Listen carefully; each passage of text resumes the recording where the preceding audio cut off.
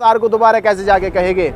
वो कैसे दोबारा जाकर कहेंगे कि मैं बुद्ध की धरती से आया हूँ? क्योंकि संसार के लोग पूछेंगे कि जिस धरती से आप आए हो उस धरती पे बौद्ध भिक्षु महीनों से धरना प्रदर्शन दे रहे हैं, उनकी मांगों को क्यों नहीं सुना गया है? तो मुझे लगता है कि प्रधानमंत्री जी आपके इस भूल का प्रायश्चित करने जा रहे हैं। और उसी साथ उन्हीं के अलायंस के मिनिस्टर रामदास अठावले जी भी 3 दिन के दौरे पे वो बिहार बोध गया पहुंचे, मुख्यमंत्री जी से मिले, धरना प्रदर्शन पे जाकर अपनी बात कही और ये भी कहा कि महाबोधि महाविहार मुक्त होना चाहिए।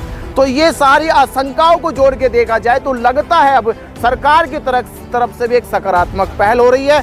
नीतीश कुमार से भी, नीतीश कुमार के विधायक, सांसद और उनके कुछ और आसपास के मित्रगण मिले, उन्होंने भी कहा कि कुछ ना कुछ पहल की जा रही है। तो जल्द ही बुद्ध पूर्णिमा तक 12 मई तक एक बड़ी घोषणा होने वाली है। महाबोधि महाविहार बीटी एक्ट रद्द करके बौद्धों को सौंपे जाने। तो आंदोलन अपनी चरणबद्ध तरीके से चलता है। आपने देखा जितने भी देश दुनिया में आंदोलन हुए उनके एक अपने चरणबद्ध तरीके होते हैं। जैसे एक बच्चा स्कूल में पढ़ता तो क्लास 1 में जाता है, फिर क्लास 2 में जाता है, फिर क्लास 3 में जाता है, फिर 4 में जाता है, फिर आगे की पढ़ाई उसकी क्रमबद्ध होती रहती है। ऐसे ही आंदोलन होते हैं। तो आंदोलन का पहला स्वरूप होता है ज्ञापन देकर सरकार को अपनी बात पहुंचाना कि हमारी बात, हमारी समस्या इस कागज़ के पत्र पे लिखी है, इस पत्र को पढ़ के सरकार अपनी ओर से कोई कार्रवाई करे सुनिश्चित।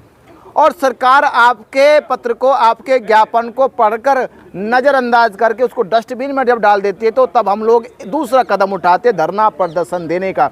वो धरना प्रदर्शन 12 मई को दिया गया और 12 मई से आज 49 दिन हो गए। 12 मई या 12 फरवरी? 12 फरवरी, हाँ 12 फरवरी को धरना प्रदर्शन शुरू किया गया और आज उसको 49 दिन हमारे हो गए। 49 दिन का ये धरना प्रदर्शन सरकार को अभी भी ऐसा नहीं लग रहा कि सरकार इस पे कोई अपनी प्रतिक्रिया, अपना कोई सुझाव, अपनी कोई विचार विमर्श करे। तो अब सोचा गया, जब धरने के 49 दिन हो गए और सरकार ने कोई पहल नहीं करी, कोई विचार नहीं करा, कोई इस पे सोच मंथन नहीं करा, ना ही राज्य सरकार ने करा, ना ही केंद्र सरकार ने करा। इस बीच एक तो खबर आई, अभी एक खबर आई कि प्रधानमंत्री दीक्षा भूमि चले गए और दीक्षा भूमि जाकर भदंत सुरेश ससाई से मिले। उन्होंने पुराने आंदोलन के बारे में शायद हो सके चर्चा की हो, ऐसा लगता है, आशंका जताई जा रही है। उन्होंने ये भी चर्चा की होगी कि महाबोधि महाविहार को मुक्त कराने के लिए मैं कुछ पहल करूंगा अब, क्योंकि वो पहल इसलिए करेंगे क्योंकि बार बार वो जब देश दुनिया में जाते हैं तो अपने आप को कहते हैं कि मैं बुद्ध की धरती से आया हूँ, हमने संसार को युद्ध नहीं दिया, बुद्ध दिया है। तो अब वो संसार को दोबारा कैसे जाके कहेंगे? वो कैसे दोबारा जाकर कहेंगे कि मैं बुद्ध की धरती से आया हूँ? क्योंकि संसार के लोग पूछेंगे कि जिस धरती से आप आए हो उस धरती पे बौद्ध भिक्षु महीनों से धरना प्रदर्शन दे रहे हैं, उनकी मांगों को क्यों नहीं सुना गया है? तो मुझे लगता है कि प्रधानमंत्री जी आपके इस भूल का प्रायश्चित करने जा रहे हैं। और उसी साथ उन्हीं के अलायंस के मिनिस्टर रामदास अठावले जी भी 3 दिन के दौरे पे वो बिहार बोध गया पहुंचे, मुख्यमंत्री जी से मिले, धरना प्रदर्शन पे जाकर अपनी बात कही और ये भी कहा कि महाबोधि महाविहार मुक्त होना चाहिए। तो ये सारी आशंकाओं को जोड़ के देखा जाए तो लगता है अब सरकार की तरफ से भी एक सकारात्मक पहल हो रही है। नीतीश कुमार से भी, नीतीश कुमार के विधायक, सांसद और उनके कुछ और आसपास के मित्रगण मिले, उन्होंने भी कहा कि कुछ ना कुछ पहल की जा रही है। तो जल्द ही बुद्ध पूर्णिमा तक 12 मई तक एक बड़ी घोषणा होने वाली है। महाबोधि महाविहार बीटी एक्ट रद्द करके बौद्धों को सौंपे जाने वाला है। लेकिन बिहार में चुनाव भी आने वाले हैं। जो 1949 बीटी एक्ट है, इसको केंद्र सरकार हटाएगी, स्टेट सरकार हटाएगी या फिर कोर्ट हटाएगी? देखिए, ये कानून जो बनाएगा वही हटाएगा।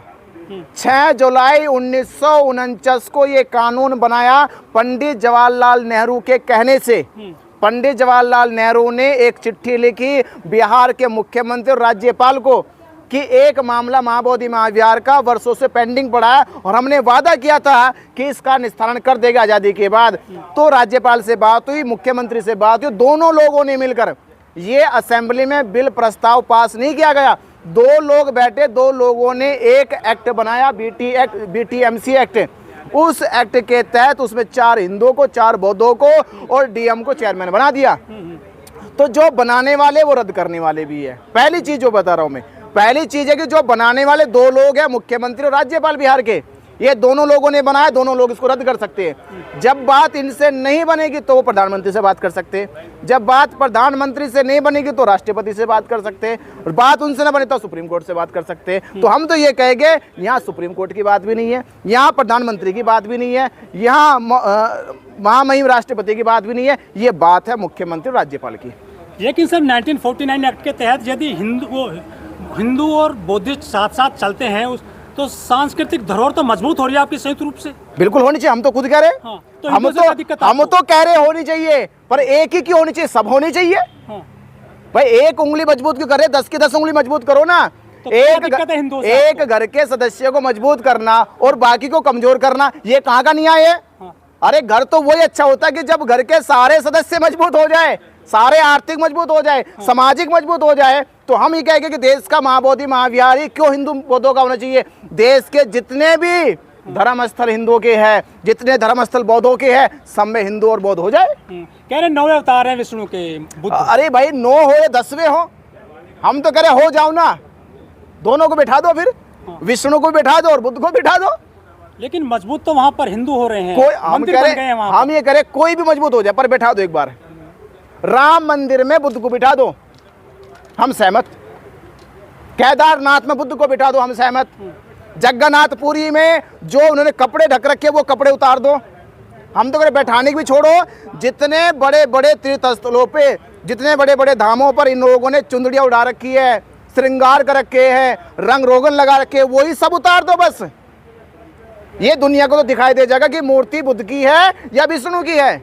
75 साल से आप आंदोलन कर रहे हैं लेकिन सफलता नहीं मिल रही है, कहाँ कमी देखते हैं? देखिए सफलता मिल रही है। हमें किसी ने कहा कि देखो जी ये सरकार और ये ब्राह्मण बुद्ध विहार देने वाले नहीं, कुछ आपके हाथ पल्ले नहीं लगने वाला। हमने कहा हाथ पल्ले तो समाज के आगे। अब अरे जो सोया हुआ समाज था वो जग गया, जो अपने आप को बौद्ध नहीं कहता वो बौद्ध कहने लगा, जिसको ये नहीं पता था कि बौद्धों की विरासत और संस्कृति क्या उसको पता चल गया। तो देश का जो जिसको लाखों में और आप अल्पसंख्यक बुद्धिस्ट कहते थे वो बहुसंख्यक बुद्धिस्ट हो गया। देश के कोने कोने में बुद्धिस्टों की आवाज चली गई, पूरी दुनिया में लोग आज बुद्ध को जान गए। इससे बड़ी सफलता क्या होगी? अब छोटा सा बिहार, तो बिहार भी मिल जाएगा अब हमें। वो कह रहे हैं कि अब बौद्धिस्ट यहाँ पर कब्जा करना चाहते हैं इस पूरे बोध गया पर। बिल्कुल, क्यों नहीं करना चाहिए? आपका घर है तो आपके घर पे दूसरा कब्जा करेगा, नहीं तो क्या बौद्धिस्ट कमजोर हुए हैं वहाँ पर? भाई मुझे बताओ, जब बिहार हमारा, दर्शन हमारा, पद्धति हमारी, संस्कार हमारे, तो कब्जा क्या दूसरा दुश्मन करेगा आके? हम ही तो करेंगे उस पे। अरे ये तो मोटी सी बात है। आप अपने घर में जाओगे और दुश्मन को कहोगे यहाँ से निकलो, तो घर तो आप ही का ना, तो आप तो कहोगे निकलो यहाँ से। ये धरोहर कब्जाने की कोशिश है, पर चंदे की कोशिश है। विदेश में जो चंदा मिलता है मोटा, अरे भैया चंदा सरकार खा रही है। बुद्ध के नाम पे सारा चंदा सरकार खा गई। महाबोधि महाविहार को 76 सालों से धर्म के प्रचार के लिए जो डॉलरों में करोड़ों रुपया मिला है, जो डॉलरों में करोड़ों रुपया महाबोधि महाविहार को बौद्ध धर्म के प्रचार प्रसार के लिए जो दिया गया था, जो विश्वविद्यालय कॉलेज हॉस्पिटल बनाने के लिए दिया गया था, वो पैसा सरकार खा गई। वो पैसा 4 हिंदू खा गए। हम तो वो बचाने के लिए आ रहे अब कि वो पैसा धर्म के प्रचार प्रसार में लगना चाहिए, वो पैसा बौद्धों की शिक्षा पे लगना चाहिए, वो पैसा बौद्धों के स्वास्थ्य पे लगना चाहिए। तो मामला तो चंदे का, पर चंदा खा कौन रहा है ये और बताओ?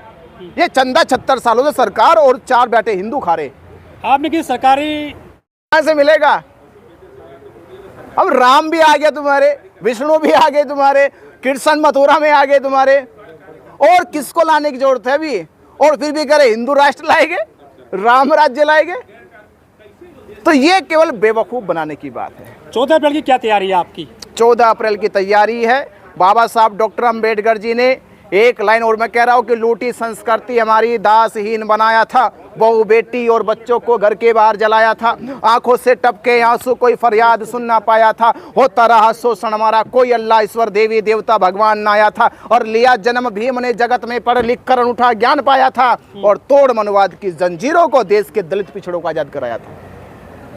ये कान थे पर ज्ञान की बात सुन नहीं सकते थे, ये आंख थी पर सत्य देख नहीं सकती थी, ये जुबान थी पर बोल नहीं सकती थी। इसे बोलने की और देखने की, सुनने की ताकत जो बाबा साहब डॉक्टर अंबेडकर ने दी, नहीं तो हम तो शोषित पीड़ित थे।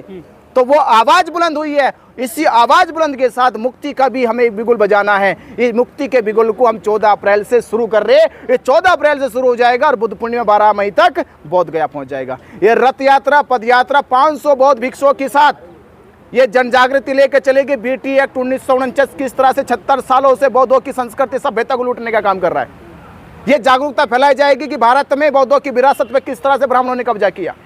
ये जागरूकता फैलाई जाएगी कि बौद्धों को जहां अल्पसंख्यक कहा जाता है, जबकि वो भारत और दुनिया का सबसे बड़ा बहुसंख्यक समाज है, अल्पसंख्यक नहीं है। अल्पसंख्यक देश में ब्राह्मण है।